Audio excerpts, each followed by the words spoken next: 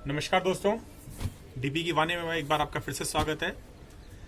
दोस्तों, लॉकडाउन की ये मेरी तीसरी कविता है।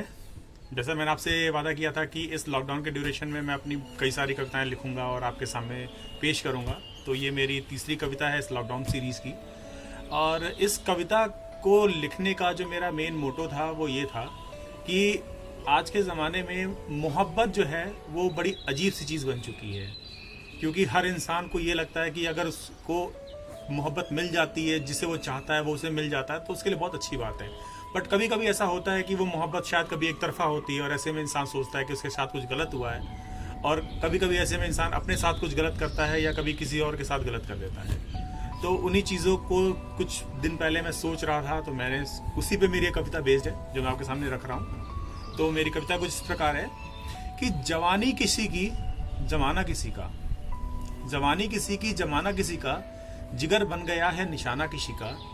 वो आए क्यों थे हम पे बिजली गिराने, वो आए क्यों थे हम पे बिजली गिराने, सजाना था जब आशियाना किसी का। दिल की धड़कन जहां बसते थे कभी हम, दिल की धड़कन जहां कभी बसते थे कभी हम, बन गया है अब वो ठिकाना किसी का। रातों को गिनते हैं तारे वो अक्सर, निगाहों में बसाया है जब से सपना किसी का।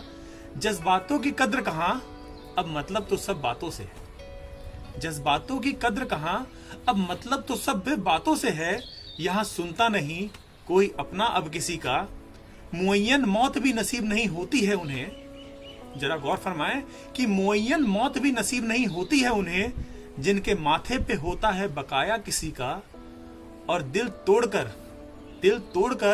भी तुम्हें कोई जो लाख दर्द दे, दिल तोड़कर भी तुम्हें कोई जो लाख दर्द दे, फिर भी दिल ना कभी तुम दुखाना किसी का। और अगर ये लास्ट लाइन आपके दिलों तक पहुंचे तो इसको एक लाइक मारिएगा, एक कमेंट कीजिएगा कि मोहब्बत अनमोल है, जागीर है रब की। मोहब्बत अनमोल है, जागीर है रब की, लुटने न देना तुम ये खजाना किसी का। जवानी किसी की, जमाना किसी का, जिगर बन गया है निशाना किसी का। दोस्तों, अगर मेरी कविता आपको अच्छी लगे तो लाइक कीजिए, कमेंट कीजिए और मेरे सेक्शन में कमेंट करना ना भूलें।